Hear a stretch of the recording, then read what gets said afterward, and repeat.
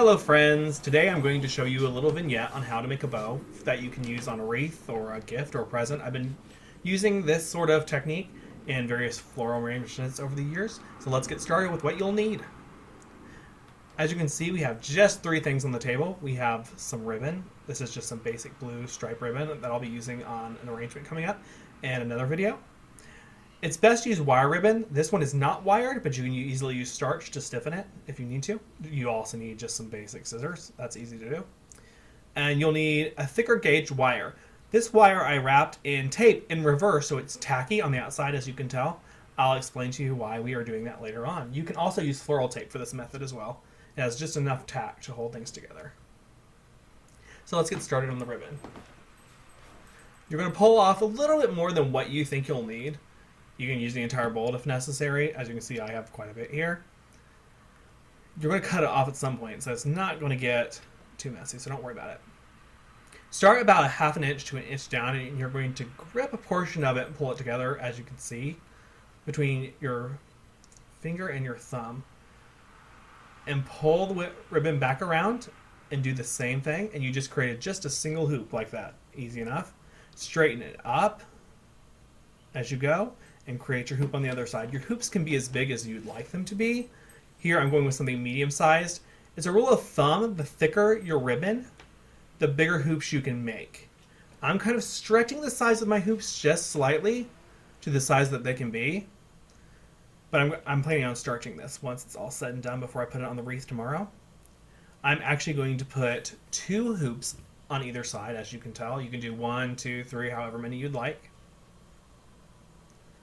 Remember, what you do on one side, you do need to do on another. Now this part's a little tricky. You're going to turn the last bit of your ribbon around, flip it, and pull it back around like you see here.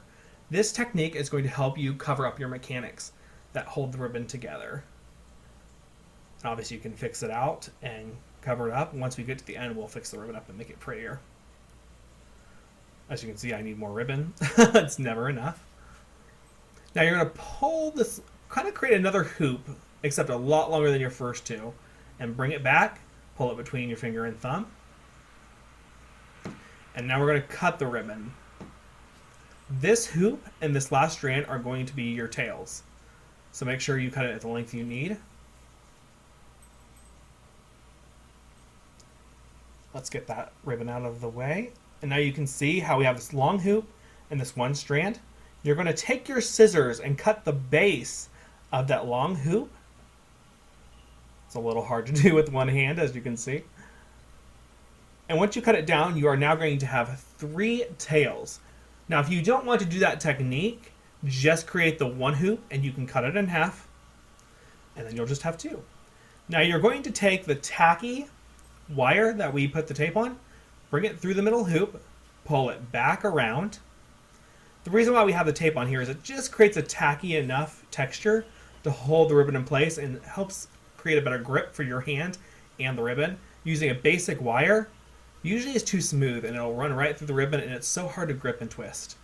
Just like you're seeing here, you're going to then grip the wire, twist it around to hold everything in place, and again that tape will grip on, so you won't have to pull it too tightly. Once that's on, you can begin kind of maneuvering your ribbon the way you want it. Again, a wire works better for this. And here you are. You can see you have your bow.